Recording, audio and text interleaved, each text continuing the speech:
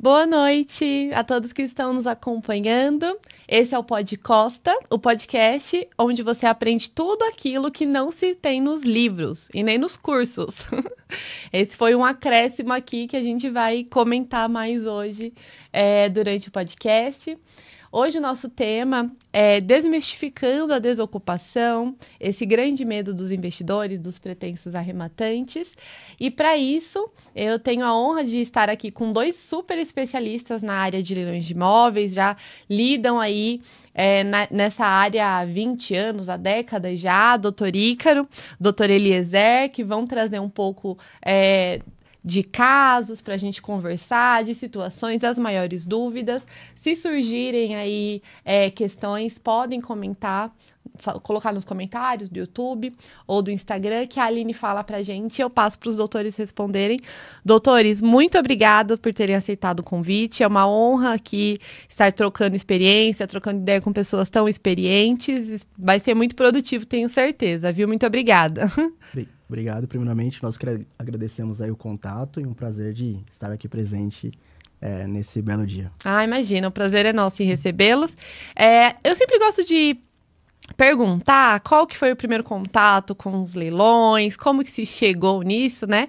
Vocês já têm bastante experiência, mas eu tô bem ciente de que o cenário, a cena era outra um tempo atrás, né? Então é muitíssimo enriquecedor estar com pessoas que desde então já lidam com leilões. E então, se vocês puderem contar um pouquinho dessa experiência, como vocês tiveram o primeiro contato com os leilões, como vocês se consolidaram nessa área. Claro, perfeito. Os leilões, acredito que veio na minha veia, que acontece há muitos anos. DNA, leilão. Na década por volta de 1984, mais ou menos, o meu pai, ele adquiriu um imóvel da Caixa, né? Uhum. E a Caixa não era como é hoje, como a publicidade, como os procedimentos, eram basicamente tudo presencialmente. Uhum. Então, basicamente, o imóvel que meu pai adquiriu foi através do imóvel da Caixa, né? E meu pai também, ele tem a formação em Direito, ele é advogado, né? E na minha experiência, eu comecei em leilão de imóveis, né? Comecei aí junto ao Carlos Alberto Pereira, junto a Leilões Investimentos, Advocacia Leilões, e depois comecei aí a prestar assessoria para esses clientes, né? Então, clientes que desejam comprar e adquirir imóveis, né? Então, nós acabamos... Dentro desses projetos, acabei fazendo o projeto do leilão imóvel, junto com o André, com o Ramiro. Alguns clientes também muito bacanas, já fizeram e fazem parte também da nossa assessoria, como o Larry Granville, algumas pessoas que estão bem conceituadas, né? Como também o Márcio Algarve, da Verus, e outras pessoas também, né? Então, a gente acaba, além de prestar assessoria, nós somos credenciados da Caixa, também, eu sou perito também, nomeado como auxiliar da Justiça e corretor credenciado, né? Então, tanto eu como o doutor Eliezer, junto à FCA, nós prestamos aí assessoria em leilão de imóveis. Ah, muitíssima bagagem, né? Já atuou aí muito. E eu fiz esse acréscimo na nossa entrada tradicional, porque falando de desocupação, eu acho que talvez seja uma das partes do leilão que a experiência mais faz diferença, que mais a experiência vai te dar ali know-how para pensar em desocupação, para pensar em acordo, né? Sim. Que é algo que realmente não se encontra nos livros e muitas vezes não se encontra nos cursos também, né? Que isso aí o que vai trazer é realmente a bagagem, né? Exatamente. Claro, nós aqui estávamos conversando um pouquinho antes do podcast, é cada caso de desocupação, né? Que faz assim... toda a diferença você tá como um profissional te assessorando ali realmente qualificado, né? Mas então, acho que para a gente começar esse papo, a gente poderia diferenciar, né? Quem aqui é nosso seguidor assíduo, está nos acompanhando, já conhece essa diferença, mas a gente vai retomar rapidinho, né? Dos dois tipos, né? De quer dizer, as duas seriam judiciais, né? Mas as duas situações de leilões e como se faz a emissão em cada uma delas, porque tem diferença. Então, a gente teria a opção, né, da desocupação amigável, que a gente já vai conversar, que seria a extrajudicial. E aí, falando da judicial, a gente tem as duas hipóteses, né, dos leilões judiciais e dos leilões extrajudiciais. Perfeito, exatamente. É isso, né? E aí, nos leilões judiciais, a gente já faz esse requerimento lá no processo que está rolando, que levou o imóvel a leilão, enquanto no outro a gente tem que inaugurar uma ação. Vocês acham que essa diferença, ela é relevante na decisão com certeza né? Mas, assim, de que forma é relevante na decisão lá do arrematante, de como ele vai agir, como ele vai querer fazer essa desocupação? Primeiramente, boa noite, né? É um prazer estar aqui com vocês. Na verdade, essa colocação foi bem pontual e nós escutamos muito isso daí mesmo. Normalmente, os clientes, quando eles se interessam por alguma oportunidade, eles buscam muito essa informação. Se é de uma arrematação em um leilão judicial ou extrajudicial, justamente pelo tempo que se levaria nessa desocupação. Claro. Então, esse é o primeiro ponto que eles acabam perguntando para a gente. E nas duas situações, nós sempre deixamos muito claro. É óbvio que você tenta, antes dessa fase judicial, dessa ordem judicial, essa tentativa amigável para essa desocupação. Não havendo êxito, quando você faz uma arrematação judicial, você está tratando direto com o judiciário. Então, você faz a petição diretamente ao juiz, que vai pedir para que, dentro de um prazo considerável, essa pessoa faça a desocupação. Já em uma arrematação extrajudicial, você precisa provocar o judiciário. Inaugurar, né? Isso. Então, você o faz através de uma ação, que é chamada ação de emissão de posse, e ali você provoca o juiz para que ele conceda também, de forma liminar, essa desocupação. Então, é um ponto interessante, porque nós somos bastante questionados sobre essas duas formas. Imagino que sim. Um ponto que a gente coloca nessa dúvida, o maior ponto deles que a gente deixa bem claro é com relação à questão do interesse, primeiramente, e depois com relação à questão da segurança daquele imóvel em si. E o outro ponto que nós colocamos aqui no judicial, é possível que o adquirente, né, o arrematante, ele veja o imóvel. Né? Ele pode ver o imóvel através de um laudo de avaliação, onde esse laudo de avaliação ele é realizado ou por um perito, por exemplo, eu também sou perito, ou por um corretor nomeado como perito ou como engenheiro, que ele esteve no imóvel, né? Então, ele fez um laudo técnico, onde ele observou não apenas aí as condições legais do imóvel, estruturais, como da região, como o imóvel de forma comparativa, a estrutura como ele está, fotos, elementos. Então, é feito um laudo de avaliação onde ele não existe isso, eu estou comprando imóvel, eu estou comprando no escuro. Não. Você consegue ver um imóvel através de um laudo de avaliação. Um laudo de avaliação, isso no leilão judicial, ele é disponibilizado. Né? Então, a pessoa e o adquirente, ele consegue verificar o imóvel. Já no leilão extrajudicial, ocorre avaliação, porém ocorre a avaliação que foi feita na época pelo engenheiro que do antigo mutuário, onde ali foi colocados os efeitos e valores para título de leilão. Então, não há um laudo de avaliação, mas mesmo assim há possibilidades de que ele veja o imóvel. Então, há possibilidades que ele veja um imóvel, se for um apartamento, o apartamento que ele pretende adquirir é o 63, o imóvel que está sendo levado a aluguel 23. Então, é possível dele verificar um imóvel que está sendo vendido, alugado pela internet, pelo Google Maps. Então, ele consegue ver, além da gente instruir, a gente aconselha como ele ver o imóvel, né? Então, esse é um dos pontos que a gente acaba passando nesse Também sentido. É bem relevante para a escolha, né? Exatamente. Às vezes, um investidor, um arrematante que está ali nas suas primeiras arrematações, na sua primeira, vai preferir... Não, mas pelo menos aqui, às vezes, tem um laudo que conseguiu pegar algumas fotos boas no judicial, se sente mais seguro, né? Você sabe o que é o bacana, né, Débora Ícaro? O que acontece é assim, às vezes esse laudo ele já te traz uma primeira informação de como você irá proceder a essa desocupação. Porque quando o laudo ele é feito por um imóvel semelhante, significa que a pessoa que ocupa o imóvel ela vai trazer problemas para essa desocupação. Verdade. Então já é um primeiro momento em que você sente como que existe uma resistência ali, né? Exatamente. É verdade. Então, dentro de uma análise prévia, esse já é o primeiro ponto que você consegue levar em consideração. Já tem a consequência na O desocupação. segundo ponto seria que no laudo de avaliação é possível verificar quem recebeu o engenheiro. Né? Então, foi recebido pelo o ocupante, pela esposa, pela empregada.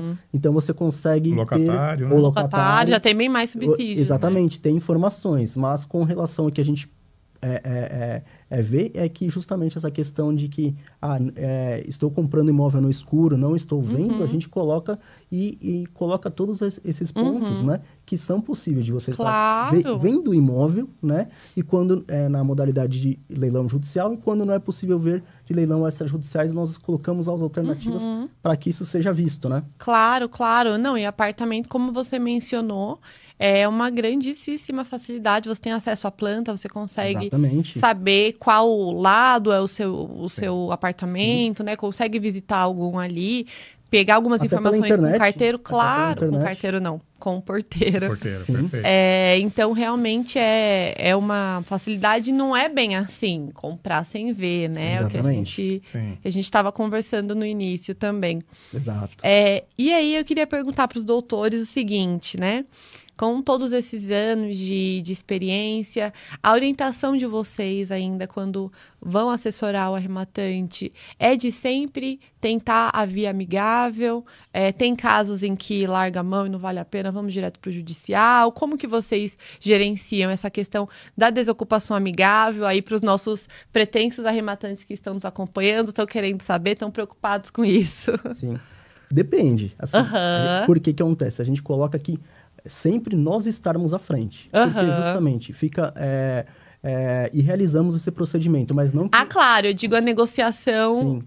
mas não que a pessoa faça. A gente fala isso porque nós que estamos na área, nós instruímos e falamos para alguns clientes. Mas tem algumas pessoas que acabam, não, eu quero ir lá, quero ver. Aquela pessoa ansiosa, aquela pessoa que, não, eu quero instalar, né? Eu quero confirmar essas informações. Né? Então, assim, o que acontece? Há efeitos legais quando a outra parte, o cliente, ele está indo no imóvel, né? Então, mas assim, com certeza a gente realiza esse procedimento porque, assim, primeiro pelo aspecto humano, né? E outro pela situação de você poder resolver da melhor forma possível, né? Então, nós temos um lado que uma pessoa de boa fé que comprou, mas temos uma outra que aconteceu uma situação e que nós procuramos fazer aquela saída e aquela desocupação da melhor forma. Então, nós colocamos dentro disso quais são as possibilidades, o que os dispositivos legais prevêem, quais são os direitos deles, quais são os direitos dele não permanecer e dele descumprir, o que ele vai ser obrigado, o que ele vai ser responsabilizado, né? Então a gente coloca tudo isso e a gente procura sim realizar isso de uma forma legal, de uma forma segura, e apenas quando isso não é possível, aí sim nós vamos para a via judicial, né? Seja aí um leilão judicial, continuando aí com a expedição do mandado de missão na posse, ou seja, de um leilão extrajudicial ou venda direta com ação de missão na posse aí também, lógico, nesse último ponto aí, colocando a responsabilidade e obrigação que teria com relação à questão da taxa de ocupação. Né? Então, a gente sempre pesa e a gente contrapõe isso no momento de uma composição amigável. A tentativa amigável nós colocamos sempre como prioridade. Né? Porque, por mais que você confie no judiciário, leva tempo para os cumprimentos. Né? Então, nós sempre ponderamos bastante a tentativa amigável. É claro que se você pega um caso igual esse que nós comentamos aqui do laudo de avaliação, que você vê que foi feito por um imóvel semelhante, você já sabe que vai ter dificuldade para desocupar esse imóvel. Mesmo assim, vai depender muito do perfil do adquirente, do arrematante. Por exemplo, às vezes ele faz uma aquisição que ele quer ter uma renda passiva. Então, essa renda passiva para ele significa uma locação. Então, vale a pena buscar esse contato amigável com o ocupante para tentar transformar essa ocupação em um contrato de locação. Claro. Entendeu? Então, acaba sendo viável para as duas partes. Então, vai depender muito do perfil do adquirente e também do ocupante. Mas nós sempre priorizamos, sim, essa tentativa amigável inicialmente. Até porque ela, no procedimento extrajudicial e venda direta, nós somos obrigatórios a cumprir. Sim, as notificações. Claro. Pelo menos fazer as notificações, isso, né? Perfeito. Exatamente. Eu digo isso porque... eu acho a atuação do advogado essencial também, porque nesse momento em que a pessoa está lá fragilizada, ter o advogado, que é a pessoa mais neutra, que está ali com saber técnico, que vai usar, né, dos pontos de vista técnicos para falar com com o ocupante é muito diferente de estar ali a pessoa que comprou a casa dele, né? A gente é dotado de um tipo de neutralidade que faz muita diferença nessa negociação, além, é claro, da experiência, né? De saber colocar, olha, o senhor tem esse dever, né? Eu tenho esse direito, a gente pode equalizar dessa forma. Então, é bacana, Débora, essa colocação sua, porque esse é justamente um dos mitos que já surgem. Né? Que é referente a, por exemplo, criança, idoso, ou algum acamado ou deficiente no imóvel. Então, assim, não vamos conseguir desocupar esse imóvel tendo essas pessoas. Isso já é um mito, entendeu? Então, assim, é claro que nós procuramos entender a necessidade ali daquele ocupante, né? Porque também somos seres humanos, mas você bem pontuou. Utilizamos todo esse lado técnico, coisa que o adquirente ele vai muito utilizar o lado emocional. E os ocupantes, eles usam muito dessa técnica. É verdade. Né? Para tentar fazer com que eles ganhem tempo e revertam um pouco essa situação. Então, a indicação da assessoria ela é de suma importância. E o lado emocional, ele pode ir para os dois lados, né? Ele pode reverberar na raiva, no estresse, numa confusão, depois em algo que depois pode até virar algum tipo de responsabilidade, inclusive, ou então para o lado emocional, para o aspecto pessoal, não, vamos atrasar, e aí às vezes o ocupante está ali na malandragem também, né? Então, assim, estar resguardado faz toda a diferença. Exatamente, quando você está é algo pessoal, alguém de fato, infelizmente, perdeu e alguém ganhou. Só que, até inclusive nesse aspecto emocional, a gente aborda para os clientes nesse ponto. E, por exemplo, se tiver pessoas menores ou se tiver idosos, eu não desejo adquirir. E a gente informa o seguinte, se não for você, vai ser o José, a Maria, não é algo pessoal que você tem, é uma forma de aquisição como qualquer outra forma de aquisição, né? Então, a gente instrui que quando você está ali na linha de frente, a pessoa te vê e ele sabe quem é a pessoa, ele sabe quem é, por exemplo, a Maria que comprou e ela está falando com o Paulo, ela está ali. Então, ela vai acabar, das duas formas, absorvendo isso e ela vai entender que, diferentemente se tiver um advogado ou tiver uma assessoria, sabe que ali ele está sendo já procurado por uma pessoa que já está preservando os seus direitos, já está buscando, diferentemente alguém que está ali para mediar, conciliar e para resolver, né? Então, acaba sendo uma forma muito diferente de uma pessoa que está indo lá de forma individual e a gente acaba vendo muito problema disso na prática. Né? Muitíssimos. Nós tentamos até amenizar essa preocupação, até dizendo que a pessoa não perdeu o imóvel naquele momento. Entendeu? Ocorreu todo um procedimento. Então, por exemplo, no leilão extrajudicial, teve toda uma questão de notificação. Até chegar aquele ponto da pessoa ter que desocupar o imóvel, houveram basicamente aí 12, 18, 24 meses. No leilão judicial, a mesma coisa. Então, ali só tá sendo um momento crucial agora em que a pessoa vai ter que deixar o imóvel. Mas não foi aquele momento que ela perdeu. É verdade. Né? E concordo muito com vocês nesse sentido de que você está ali para, né, preservar os direitos, né, do seu cliente, né? Você tem um ocupante que, como você bem disse, né, doutor Eliezer, você também é humano. Vamos providenciar a sua saída com dignidade, né? Se possível, sem ser necessário pedir reforço policial, aquela coisa, aquele vexame, a vizinhança, né? Porque nós sabemos que ninguém quer passar por isso. Algumas pessoas se sujeitam porque não estão dispostas a negociar. Mas preservar os direitos do seu cliente, sabendo quais são os direitos dele, sendo realista com o ocupante e preservando também o ocupante de conseguir se reorganizar ali, né? Cedendo às vezes. Eu até ia perguntar, para a gente passar para o próximo, então, para a desocupação no âmbito judicial, quais são os tipos de acordo assim, mais comuns que vocês veem? Você mencionou a questão da locação. Às vezes eu já vi no escritório também, por exemplo, vamos combinar um mês e nesse um mês eu te cobraria, ou assim, vou te isentar do aluguel nesse um mês, ou então assim, vou cobrar um valor mais baixo. Não, 6 meses, mas enfim, que tipo de acordo assim que vocês fazem ainda na via amigável? Só acrescentando ainda um ponto referente a esse lado humano, a qual nós defendemos bastante, em muitos casos em que nós tivemos até alguns casos recentes, diferentes, em que você vai em um condomínio que é até de um perfil diferente de moradores, em que nós buscamos falar com o síndico, com o zelador, para que ele proceda essa conversa com o ocupante, justamente para tentar evitar essa vergonha, esse desgaste em relação a ter que estar com o carro da polícia, um caminhão. Então, de fato, nós nos preocupamos muito, sim, com o ocupante. É claro que tem momentos que você acaba ali esgotando todas as possibilidades e aí você tem que partir para o judiciário, né? Claro. Mas só para acrescentar mais esse ponto aí. Um ponto também que eu acrescento aqui, fazendo um outro anexo, é o seguinte, né? Eu sempre trago a informação de que que a desocupação é meio mal vista, né? Mas sem a desocupação não existiria alienação fiduciária, né? Não existiria o financiamento dos modos que a gente tem, que proporciona que as pessoas façam financiamento do seu imóvel com valores super baixos. Isso só é garantido, né? E só continuou sendo viável economicamente para os bancos por conta da possibilidade de retomada do imóvel. Assim, agora falando especificamente de leilão extrajudicial, né?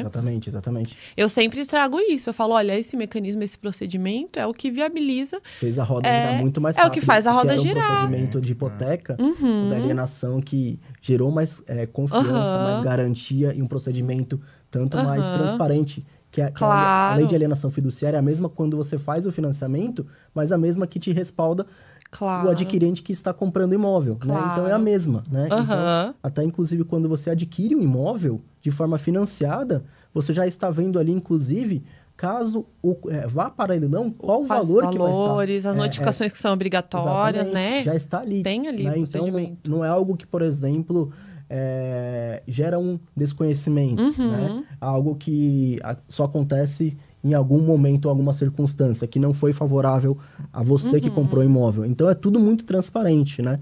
Então... Oi, cara, a própria lei de alienação fiduciária, ela já veio justamente como uma forma de corrigir esses vícios que ocorriam pela hipoteca. Né? Porque, assim, o ocupante, ele trabalhava muito esse tempo em que ele ia ganhando para essa desocupação, porque a hipoteca ela te exigia um pouco mais de procedimento. Então, a lei de alienação ela veio para facilitar isso, porque hoje é tudo extrajudicial.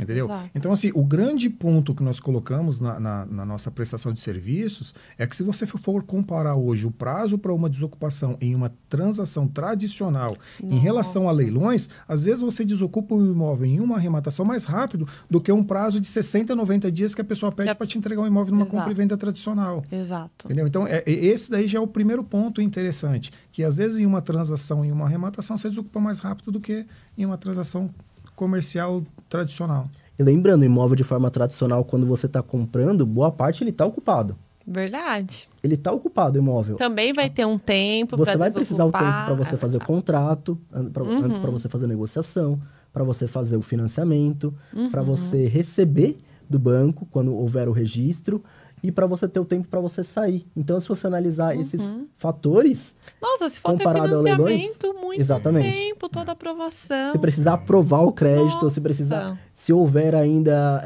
apontamentos que você precise regularizar. Corrigir, então, se você colocar isso de forma tradicional, eu acho mais importante que, tanto essa questão de leilões, a forma de aquisição. Né? Então, se nós verificarmos aí um imóvel na planta, que você tem que dar 20% de entrada, financiar 80%, isso pagando o valor de mercado. Imóvel aí tradicional, que você tem que pagar 30%, pagando o valor de mercado. Então, a gente quis tratar deste tema para colocar essa questão da ocupação, que isso não é um mito, não há receio para isso. Então, a desocupação, você tendo profissionais gabaritados, assim como qualquer forma de aquisição, quando você comprar um imóvel, você tem que saber exatamente o que você está comprando.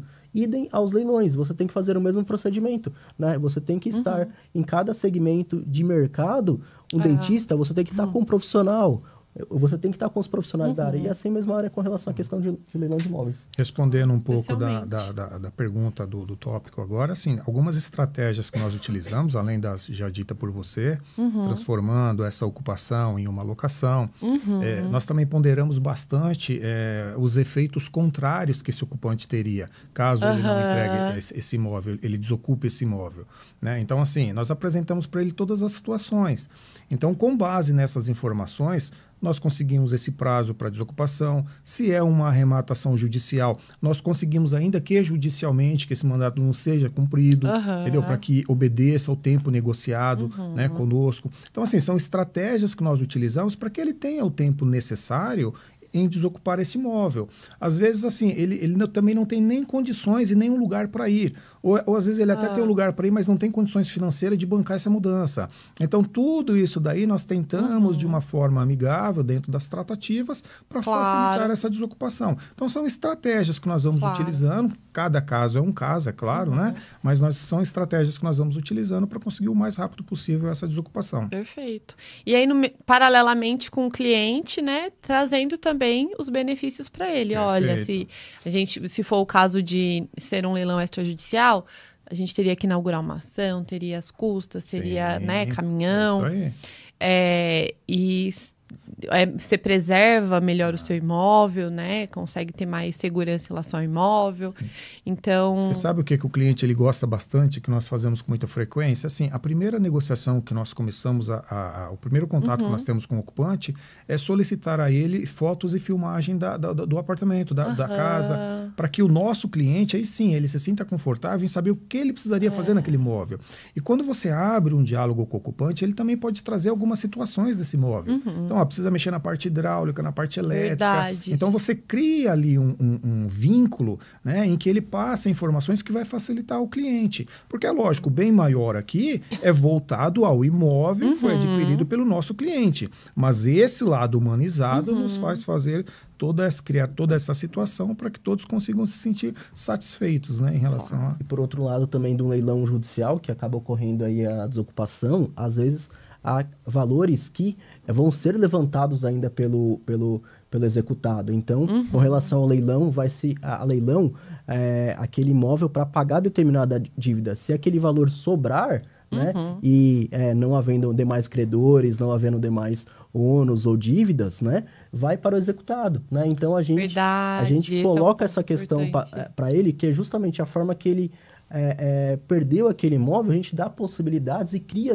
um relacionamento para justamente o que aconteceu com isso, ele virar a página e ele fazer igual ou melhor. Então, nós colocamos esse ponto de uma forma bem detalhada. E alguns pontos aí com relação à questão da parte extrajudicial e a parte de forma amigável, ou seja, de forma judicial, então nós temos um contato próximo, nós também vamos lá, se necessário, nós chamamos uma psicóloga também para justamente estar acompanhando, estar conversando, ou às vezes, dependendo da pessoa que é mais receosa, nós falamos ainda com outro familiar, ou nós falamos com o síndico para a gente entender exatamente qual que é o perfil da pessoa, para a gente saber e conciliar os melhores interesses. Né? Então, a gente procura fazer isso sempre da melhor forma. Perfeito. Claro que as pessoas pensam que assim é fácil. Claro, né? A gente vai ir para a segunda parte. Nós sabemos o dia a dia como que é. Claro, esse é o ideal, né? O que a gente busca. E eu acho que temos, sim, um número bom, tá? De sucesso nas negociações amigáveis, sim. Mas também existem as situações, e aí eu acho que qualquer pessoa que esteja se planejando para arrematação tem que cogitar isso sim, né? De não ter jeito e realmente ter que ser pela via litigiosa, pela via judicial, para se planejar, para se pensar a arrematação. Para se pensar a desocupação. Sim. Então, agora, falando já da desocupação judicial, né? Eu acho que uma dúvida, que talvez seja uma dúvida universal, é a questão do prazo. Nossa, mas em quanto tempo, né? Se tiver recurso, vai ter recurso, vai ficar parado, o que acontece? Né? Como costuma ser a questão, então, do tempo, o juiz vai despachar, vai dar quanto de prazo ali?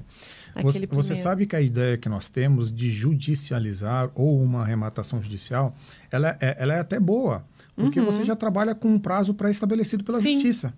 Então, quando você busca um contato para essa desocupação amigável, você já leva essa situação. A lei de alienação fiduciária, por exemplo, ela é muito clara. O juiz tem ali um prazo para ele conceder ou não uma ordem liminar, que ele pode ou não conceder um prazo de 30, 60 dias. Normalmente eles utilizam 60 dias. Né? Então já é um marco inicial ali, 60 dias para uma desocupação. Ok? Nos leilões judiciais, às vezes é mais rápido ainda, porque você efetivou a arrematação perfeita, acabada e retratável, o juiz manda expedir carta de arrematação, mandar admissão de posse. Então você já tem os marcos iniciais. Então quando você vai para uma conversa, para uma desocupação, onde você leva essa situação dessa vergonha, de chegar ali a polícia, né? O pessoal chama o camburão, né? Chega o camburão na porta da sua casa, o caminhão. Então, assim, para você não passar essa vergonha, você acaba concordando com essa desocupação amigável. Então, é interessante, sim, quando você judicializa, porque você já teria esses marcos. E o mais importante disso, o tempo, né? Porque caso seja feito de forma judicial e cumprido, é realizado esse ato no mesmo dia. Então, pensa que a pessoa, aquele tempo que ela esperou e ela achou que nunca chegaria, no mesmo dia vai ser realizado todos aqueles atos. Então, assim, toda a mudança vai ser realizada. Começando de manhã, que dure até a madrugada, vai ser realizado. Então, é desgastante para todos. Então, a gente procura evitar isso. E quando é um processo judicial, principalmente a outra parte, tendo um advogado, nós colocamos isso em pauta também e chegamos a um consenso e às possibilidades. Lógico que há outras questões que podem ser discutidas, aí nós contra-argumentamos, nós colocamos em pauta e nós colocamos ali o que já foi homologado, o que já foi estabelecido e que outras discussões também vão ser enfrentadas. Na verdade, esse ponto ele é até interessante, porque, por exemplo, quando você faz uma arrematação judicial, o executado ele já está ali representado. Entendeu? Então, o contato com o profissional vai fazer com que facilite o esclarecimento dessa desocupação. Entendeu? Ao contrário do que, de repente, uma arrematação extrajudicial, em que muitas vezes o ocupante ele não tem ideia, ele não sabe como funciona, porque ele não conhece esse universo. Entendeu? Então, ele acredita fielmente no que alguém falou para ele. Não, ninguém me tira daqui. E até em analogia, eles vão muito para os contratos de locação. Eles se apegam muito à lei do inquilinato. Não, vai levar 1 ano, 2 anos, e não é bem assim que funciona. Então, nos leilões judiciais é bom por conta disso, porque você já trata com um colega né, que está representando o executado e você consegue facilitar os caminhos. Claro, facilita demais, né? Porque ele também já está ali ciente, né? Sim. E uma das coisas que a gente fala no escritório é que a assessoria não é custo, é investimento. Porque o que você gastaria para um imóvel, para você receber aquele imóvel, diferentemente do imóvel que você iria receber na planta, sem piso, sem box, sem móvel planejado, e comparado aí, ainda mais o nível do imóvel, vamos supor um imóvel de 1 milhão, 2 milhões, imagine o nível do que tem naquele imóvel, né? Então a gente consegue, em boa parte dos casos, estabelecer esses direitos e que o imóvel esteja ali da melhor forma possível, sem que haja até qualquer contraprestação. Alguns casos, sim. Por isso que a gente analisa de caso para caso. Claro, vai depender. Né? Então, o bacana, sabe o que acontece? Assim, nós prezamos bastante pela análise prévia. Eu volto a dizer, dissemos aqui no começo aqui, em relação a verificar a questão de laudo, de avaliação, para verificar a postura do ocupante. O porquê? Às vezes, houve vício no procedimento processual, entendeu? Então, quando nós falamos de um eventual recurso que vai demandar mais tempo para essa desocupação, é porque ele vai se apegar em algum vício. Existem algumas máximas, que nem bem de família, essas questões de idoso, isso daí já está superado no tribunal, sabemos, a jurisprudência já maciça. Mas existem alguns vícios de intimação, que se eles não são observados no momento anterior a essa aquisição, aí sim pode te trazer uma morosidade nessa desocupação, né? Tivemos alguns casos em que os juízes pedem para aguardar o trânsito em julgado de recurso, e isso é um absurdo, entendeu? Porque o recurso, às vezes, ele não teve o efeito suspensivo, e por que eu tenho que aguardar o trânsito em julgado? É verdade. Então, nós temos uma atuação bem incisiva mesmo nesses pontos, para justamente reverter essas situações. Então, assim, existe a possibilidade, nós estamos falando aqui de um prazo de aproximadamente 90 dias, uma desocupação. Existe a possibilidade de levar mais tempo? Existe, nessas situações, mas nós temos que ter uma atuação incisiva, ou o profissional que é da área, ele tem que ser incisivo nessa atuação para justamente reverter esses casos. E que aí realmente é o caso de exceção ou de vício. Às vezes esses vícios, com uma boa assessoria lá no começo, podem até ser evitados, né? Então, exatamente. Você sendo bem assessorado desde o início, você já diminui muito a chance, isso aí, né? Perfeito. Débora, nós tivemos aqui falando caso há 2 dias atrás. Uma cliente nossa fez a aquisição e extremamente ansiosa. E ela fez aquisição. Mal de arrematante. E ela adquiriu o imóvel através de uma venda direta, né? Então, agora nós sabemos que temos aí um mês do cliente, há uma promoção, né? Mas, neste caso, ela quis realizar o pagamento do valor da entrada. Mas, o que aconteceu? Ela não tinha nem pago, porque são 2 dias para realizar o pagamento e você concordar se você quer, aí 100% financiado ou não, ela não tinha realizado e nós fomos até o imóvel. Sem ela ter pago, nós conseguimos aí já adentrar o imóvel e ela não tinha nem pago. E ela já estava, antes disso, ela estava preocupada com a desocupação. E nós falamos para ela, olha, tá mais tranquilo agora? Você não pagou, nós já conseguimos adiantar, nós estivemos dentro do imóvel, mostramos para você. Você vai pagar tranquila. Exatamente. Então, assim, a gente realiza vários procedimentos e, dependendo do cliente, a gente verifica a melhor forma de prestar segurança e tirar esse receio, né, com relação à questão de desocupação, com relação à questão de, vai demorar muito, quanto tempo vai ficar, como que vai ficar o imóvel, como que eu vou receber o imóvel, né? Então, a gente coloca isso e também no ponto que, nossa, eu vou comprar este imóvel, mas eu não moraria, pagaria este imóvel o valor de mercado. E a gente fala, você pode ter esse imóvel no mesmo prédio, nós conseguimos localizar e você pagar pela metade do preço. Eu acho que você ama seu bolso. Né? Então, a pessoa fala, sério, mas nesse lugar eu vou conseguir? Não é só em alguns lugares possibilidades? Não. Pensa num prédio de 20 andares. Existem questões ali. Existem imóveis que foram financiados. Existem questões de litígio que vão surgir por algum momento. Né? Então, as pessoas... nós abrimos os olhos para novos horizontes também. Um outro ponto interessante, já entra até um pouco nos leilões extrajudiciais, e nós ponderamos bastante, assim, você que está interessado nesse universo dos leilões em arrematar, toma cuidado com o contato. Né? Porque, assim, existe toda uma técnica para esse primeiro contato com o ocupante. Porque esse primeiro contato mal feito, ele vai te trazer uma morosidade na posse. Nós nos deparamos com muitos casos em que o ocupante, ele ingressa com uma ação de manutenção por turbação de posse. Você entendeu? Então, aí quando confunde ali a propriedade com a posse, pensa, registrei. É isso, né? e a forma que fala. Você vai ter que sair, você perdeu, entendeu? Então, não é esse o trato. Então, por isso que nós ponderamos bastante. O ocupante foi viajar um final de semana, entra no imóvel. Isso, perfeito, né? Exatamente. Então, assim, são situações que se você não tiver um alerta na condução, vai te trazer. No judicial não tem muito isso, né? É mais ligado ao extrajudicial. Porque às vezes a pessoa entra com essa ação anterior a entrarmos com a ação de emissão de posse e acaba uma trancando a outra, né? Então, o cuidado precisa ser tomado. Com certeza. Exatamente. Imagine você, vários casos que nós pegamos de clientes, olha, adquiri um imóvel, mas eu estou recebendo aí uma comunicação porque eu entrei no imóvel e o executado ele está informando que tinha pertences lá dentro. E agora preciso aí da assessoria de vocês. E daí já chegou inúmeros casos. Eu tinha 500 mil reais lá. E agora? Né? Então... Também já tive casos assim. Fora os pertences e serem ressarcidos, né? Então, existem pontos de forma extrajudicial, judicial, que precisam sensíveis, que precisam ser adotados e essa ânsia ou ansiedade ou questões de cursos ou questões de marketing, que às vezes você pensa que tudo é rápido e você tem que ter muito cuidado com relação a isso para justamente o que a gente fala, você dormir tranquilo no seu travesseiro. É uma aquisição, é um bem imóvel, é um sonho, é uma disposição que você teve para ali.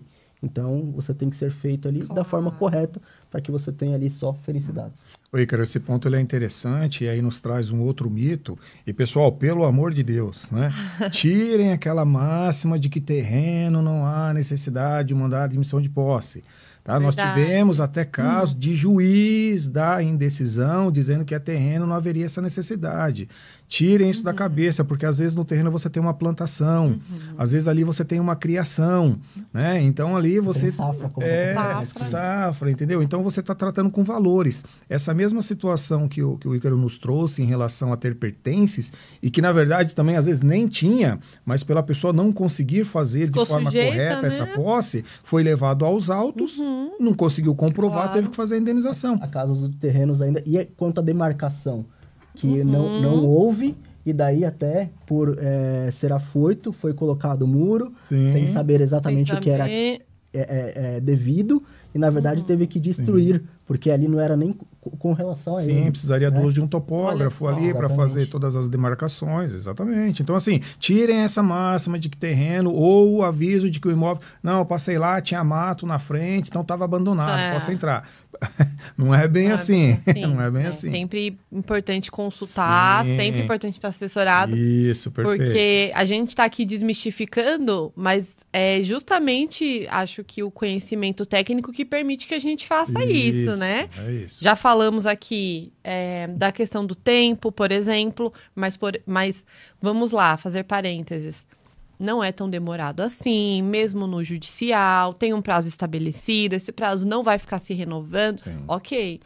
Mas existem situações em que o próprio arrematante pode colocar tudo isso a perder, pode ser essa situação que o doutor Eliezer mencionou, travar a emissão, por exemplo, e demorar muito mais, né?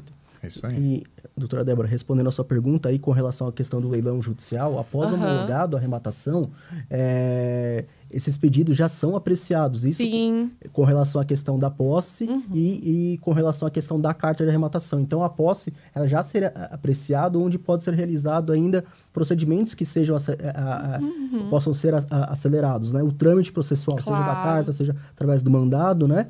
E também com relação à questão da lei de alienação fiduciária, está previsto o prazo também, caso seja necessário o ajuizamento, em até 60 dias de estar no imóvel. Então, com relação à questão da desocupação, judicialmente é estabelecido após a homologação e deferido o pedido aí do adquirente, do arrematante, e aí no caso extrajudicial, a lei de alienação fiduciária prevê um prazo já estipulado para que haja essa desocupação. Então, com relação a essa desocupação, logicamente isso a gente falando sem o procedimento extrajudicial. E aí a gente está falando que seria no judicial e conforme a emissão na posse. Quando aqui já falhou a negociação, né? A parte amigável.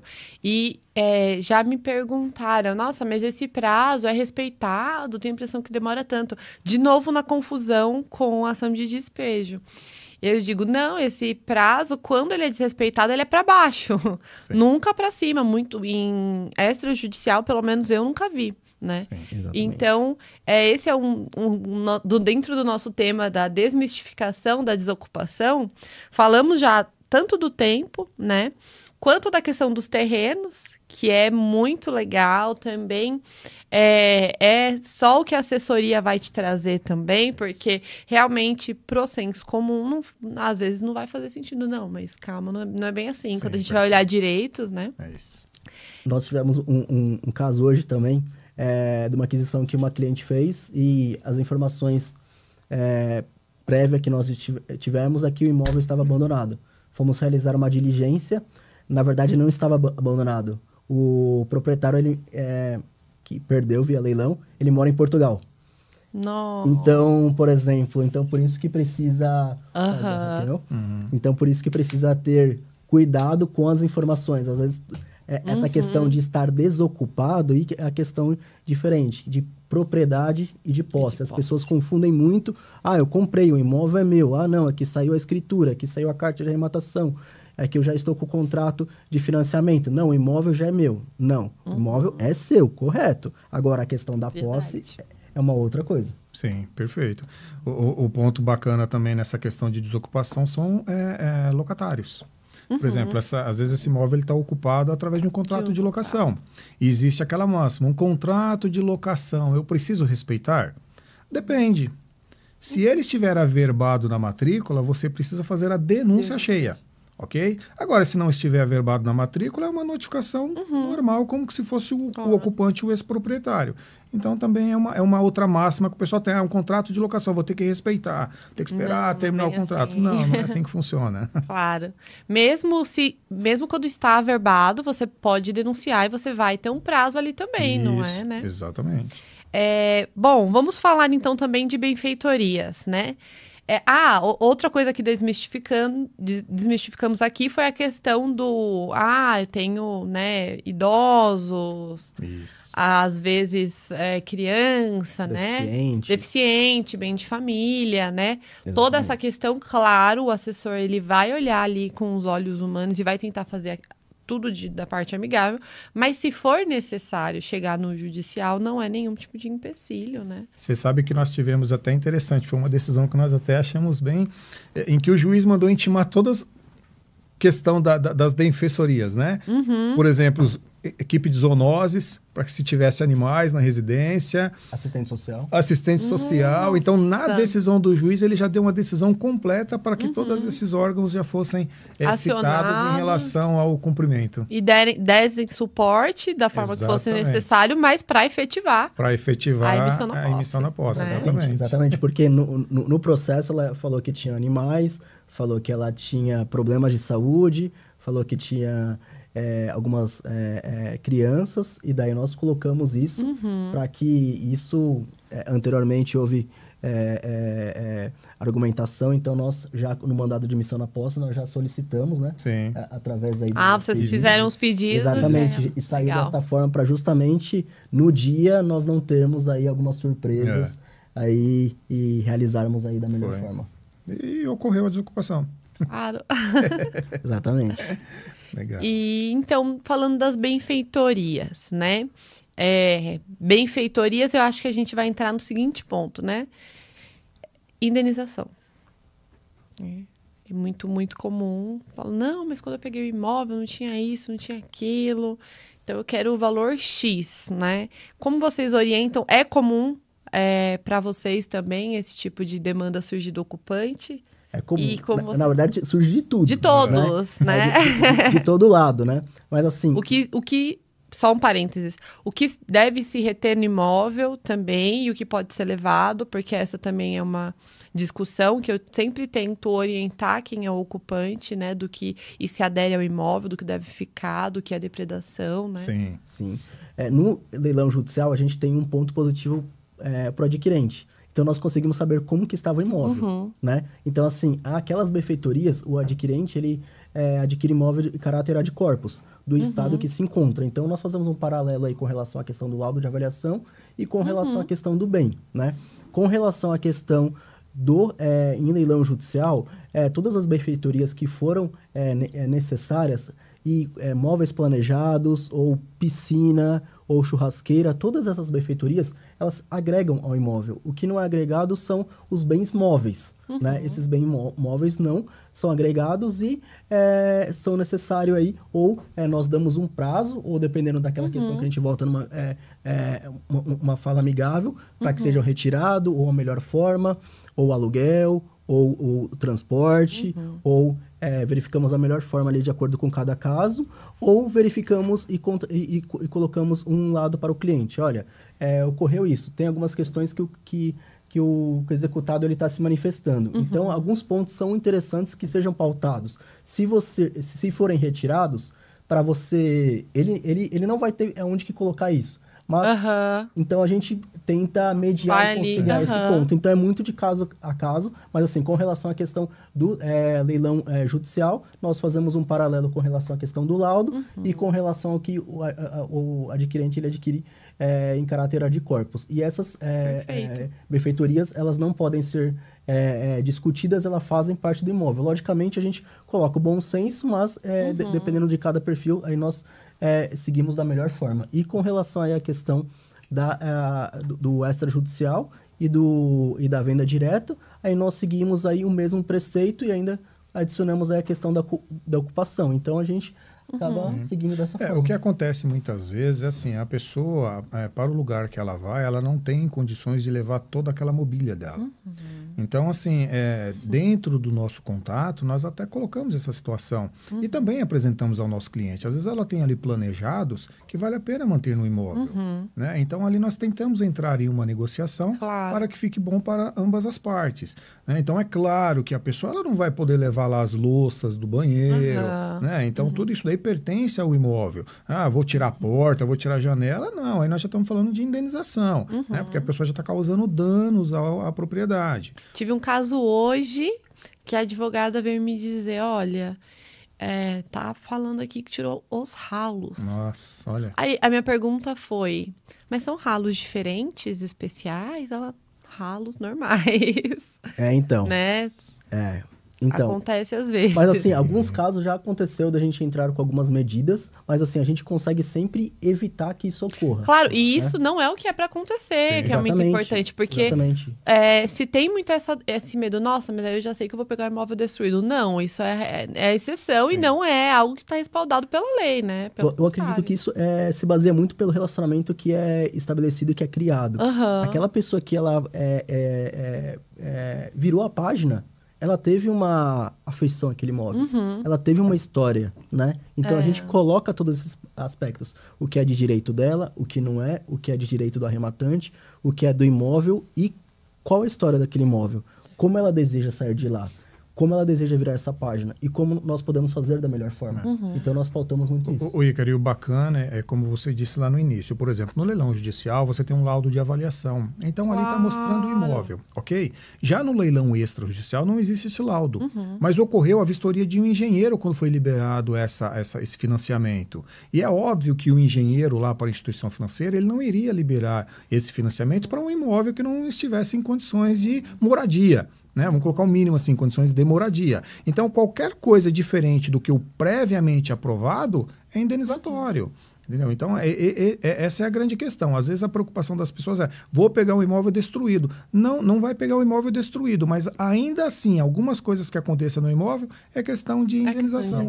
Na verdade, o que ocorre na prática é mais surpresa positiva do que se ela tivesse que pegar o imóvel na planta, com o imóvel do zero e deixar naquele estado. Então, a surpresa ela acaba sendo mais positiva, né? Claro. Do que uma surpresa negativa, né? Dificilmente o imóvel está completamente seco, né? Sim, por dentro. exatamente. Quase sempre tem algum acabamento, algo a mais. Exatamente. Já nos deparamos em situações que aí sim o imóvel foi abandonado. Então, por exemplo, a pessoa, quando o banco fez a consolidação da propriedade, ele notificou, dizendo que a propriedade era dele, que a pessoa tem que desocupar o imóvel. Ela desocupou. O tempo em que o banco leva entre essa consolidação até uma eventual aquisição, passaram-se 2, 3 anos. O imóvel ficou abandonado lá. Então, lógico, cresceu o mato, tal, pintura. Então, essas questões são naturais. Porque, né, são os vícios naturais ali do imóvel em relação ao tempo. Ok? Mas da pessoa chegar e deteriorar o imóvel, aí é mais difícil. Mais difícil acontecer. E também é caso de demanda indenizatória. Exatamente. Tanto nessa questão, como por tempo de ocupação, tanto custas, tanto com honorários, como questão legal do imóvel, do que foi retirado. Então, a gente pauta muito bem isso e, claro, com certeza aí a reparação sim. Perfeito. Eu pensei aqui para a gente encaminhar para finalizar, nós respondermos algumas das perguntas mais feitas das dores mais trazidas pelos arrematantes, né? Perguntar, então, a opinião de vocês e o que vocês diriam para os clientes aqui, nossos seguidores, ganhando quase que uma assessoria, tá? Isso aí. Então, já vai lá, segue o nosso canal, segue o nosso Instagram, curte, para continuar acompanhando aqui que isso aqui tem muito valoroso, né? Isso aí.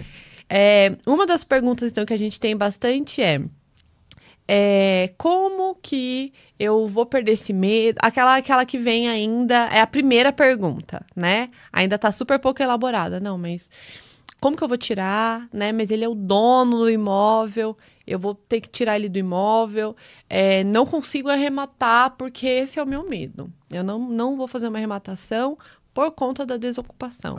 O primeiro ponto que nós colocamos aqui é assim, você precisa ter em mente que levará um tempo. Ok? Um tempo natural. Fizemos até aqui uma analogia em relação à compra e venda tradicional. Né? Leva-se normalmente 2, 3 meses em que haja essa entrega de propriedade. São processos demorados. De todo modo. Ocorrerá um procedimento. Né? Mas assim, o que você precisa ficar tranquilo quando participar em uma arrematação é que tanto no leilão judicial quanto no extrajudicial você está pautado na lei. Entendeu? O que nós tentamos é justamente antecipar o que a lei já determina. Claro. né? Então, assim, as pessoas sempre perguntam para a gente, mas qual é o tempo, mais ou menos, para essa desocupação? Nós colocamos assim, ó, de forma bem, só para dizer um prazo, nós colocamos 3 meses, 4 meses para uma desocupação, né? Isso se levarmos em consideração o judiciário, tá? Mas com a nossa tentativa, a nossa atuação extra, pode ocorrer, trouxemos esse exemplo aqui, em 2 dias, em 1 dia, conseguimos uma desocupação. Então, é muito relativo. Então, assim, a desocupação do imóvel não deve ser um impeditivo para a sua participação em leilões. Não tenha esse o foco. Por mais mitos que existam aí e preocupações que se tenha, deixe isso de lado. Claro. Não é esse o maior dos problemas, né? Então, se é um imóvel que te atrai, te traz um valor comercial, que esse é o interessante para a alavancagem de capital, né? Se é algo que te atrai, não se preocupe com a desocupação. Será uma consequência da sua arrematação de forma natural. Perfeito. Eu trago sempre também que o que vai limitar esse medo é o conhecimento, é você estar bem assessorado, é você colocar, não, então a estimativa alta é de uns 3 meses, vamos colocar esse valor lá na minha conta para eu já arrematar sabendo disso, colocar o valor ali do custo, né? Desse imóvel parado, 3 meses, vamos considerar isso na hora de fazer o meu lance, né? Vou saber que a gente vai fazer primeiro a tentativa amigável, que se não eu vou para o processo, que no processo vai ter o prazo, e aí você é bem assessorado, ciente, né, de todo esse procedimento, o medo se transforma mais em uma tranquilidade, uma segurança de que você... Exato. Exatamente. E é o que a gente tentou fazer aqui, né? Colocamos diversos pontos para que justamente você não precise se preocupar com isso. E é como você salientou. Você tendo as pessoas certas nos lugares certos, você tem que ficar tranquilo. E tanto nós como todas as pessoas que são especialistas nessa área não têm interesse nenhum, pelo contrário, o maior interesse é de entregar a posse mais rápido, porque, inclusive, quando nós estávamos conversando, iniciando, que é o momento, para nós, o momento mais interessante, é o momento de consolidar, de entregar as chaves, de realizar, de cumprir, de todo aquele momento inicial, o meio do estágio e até o final do processo entregarmos, verificar que aquela escolha foi certa, que leilões vale a pena, que não é um mito, um obstáculo, é similar a uma aquisição de forma tradicional e é possível, onde há previsões legais e você vai estar respaldado para isso, você não vai estar no si, você vai estar no sim. É muito importante essa noção de que a lei está te respaldando, Sim, né? mais do que a gente falar. Exato. Exatamente. Porque vem aquela coisa, nossa, mas tem risco de eu nunca, né? De eu nunca conseguir entrar no imóvel, de nunca desocupar. E aí é nesse momento que entra também o técnico de falar, não, né? Assim... a gente é até vedado aí pela OAB de dar certeza, mas assim... Você terá a posse do imóvel. Você terá a posse do imóvel, né? São estimativas, né? São estimativas de prazo. Até porque, vale a pena ressaltarmos o seguinte, todos os prazos, eles são estabelecidos em lei. Porém, aqui no nosso judiciário brasileiro, nós sabemos que as secretarias, as varas, são abarrotadas de processos. Então, muitas vezes não se cumpre o andamento processual estabelecido em lei, justamente por conta desse excesso, né, em que as varas, as secretarias, elas passam. Mas o importante é todos terem em mente o seguinte, o ocupante, ele não é seu inimigo. Se desarme. O ocupante, ele não é seu inimigo. Ele é apenas mais uma etapa para a concretização dessa sua aquisição. Não é seu inimigo. Perfeito. É mais uma figura, né, ali para isso ser. aí. E o imóvel desocupado, né? Nós falamos ali dos terrenos, né? Mas também veio o arrematante, não, mas eu vou querer um imóvel que já esteja desocupado, porque eu vou arrematar e no outro dia já vou estar lá, já vou lá, já troco a chave.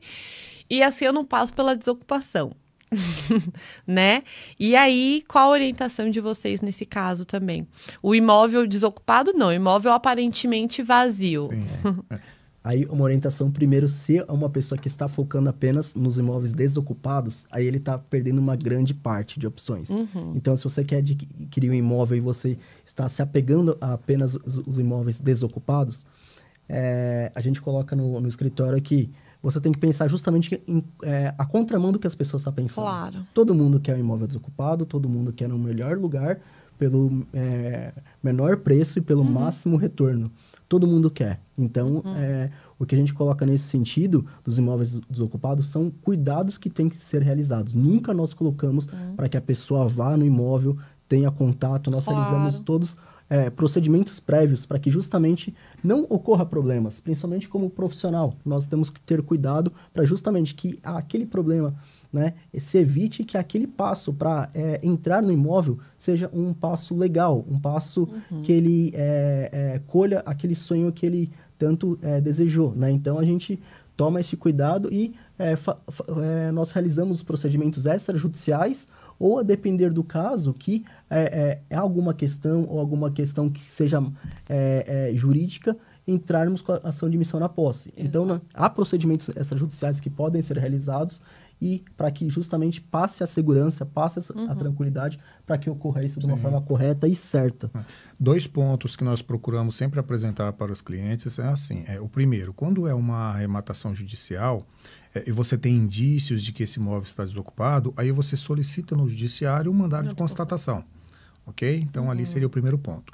Quando é um leilão extrajudicial, nós já procedemos de algumas formas de se fazer uma ata notarial. Então, você faz essa posse através de uma ata notarial.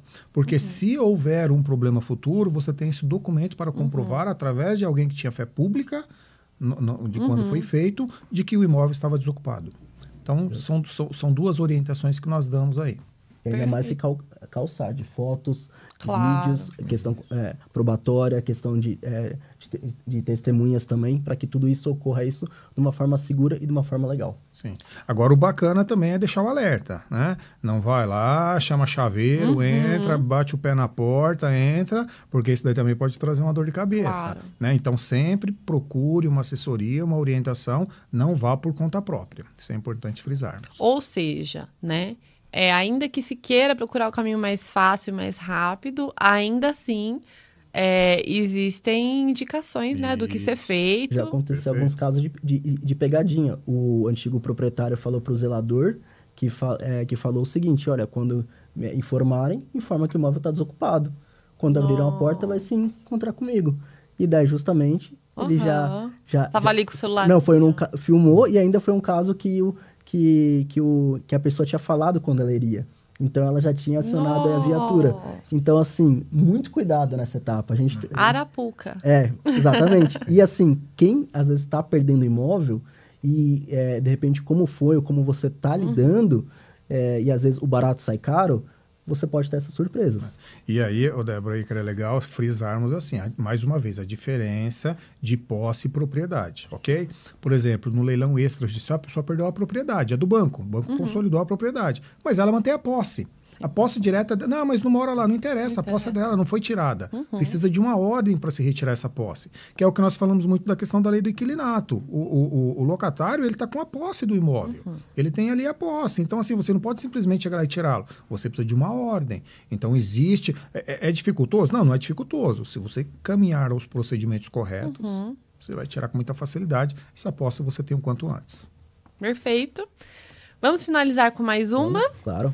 Que é a seguinte, essa é bem importante também, que é quem paga o condomínio IPTU enquanto ainda não tem a posse. Tenho certeza que os senhores também já ouviram, né, dos arrematantes. Muito, isso é o que mais acontece, né? Exatamente. O maior interesse deles é não pagar, né? Não pagar. Eles não querem pagar, né? Mas aí, infelizmente, isso daí também já é consolidado, né? A responsabilidade pelos pagamentos nas despesas, nas dívidas próprio terreno, né, que seria condomínio e IPTU, é do arrematante a partir do auto de arrematação. Então, isso daí já é passivo, já em relação a essa determinação. É claro que nós orientamos sempre também, pedir, não custa. Pedir, você leva a situação para o juiz, para que ele tente fazer uma analogia em relação ao tempo que se levaria essa posse e concretizar esses pagamentos apenas após a emissão. Porque para o adquirente, ele pensa assim, poxa, mas é injusto, eu estou ali pagando condomínio 3 meses, 4 meses, 5 meses, para a pessoa morar lá. Então, nós tentamos levar para o juiz uma analogia em relação à dívida de consumo, a despesa de consumo, que a pessoa está consumindo aquele condomínio, ou os bens, as áreas comuns daquele condomínio. Então, nós tentamos reverter isso daí para que essa responsabilidade seja após a posse, mas é consolidado a responsabilidade a partir do auto. E outro ponto também é por conta da tradição. Você não pagou porque não quis, né? E a gente coloca o outro entendimento também. Após a posse é de responsabilidade, né? Colocamos um entendimento com base em jurisprudência que seja atribuído ou a posse ou a carta de arrematação. E temos conseguindo aí êxito também, né? Então, aí se for no leilão extrajudicial, há de se observar aí o que ficou estabelecido no edital também, né? Mas partindo pelo pressuposto aí que seja a partir da posse, aí, a aquisição, aí vai ser de sua responsabilidade e nesse caminho que a gente faz. Tanto fazemos essas solicitações sendo leilão de forma judicial e paralela sempre fazemos os procedimentos extrajudicial. Nós entramos em contato com o condomínio e nós colocamos essa situação. Teremos agora um condômino que será ativo, se tiver valores, vai ser recebido por um leilão judicial ou ele vai estar arcando, de repente, de como que foi aquele leilão e aquela situação. E a partir dali, as parcelas vencidas e as parcelas vincendas, o condomínio vai estar recebendo o ativo. Então, ele vai estar tirando um problema e nós vamos entregar uma solução. Que para o condomínio vai ser positivo. Se for um leilão judicial de uma ação de cobrança de condomínio, mais ainda. Então, a gente chega a esse entendimento juntamente ao advogado do condomínio, porque ele tem interesse, principalmente sendo uma ação de cobrança de condomínio, onde ele vai receber honorários para isso. Então, nós chegamos nesse consenso também. O que nós procuramos fazer é justamente minimizar quando houver algum tempo e quando houver uma solicitação pelo cliente para que a gente consiga aí minimizar esse débito o máximo possível. Sim.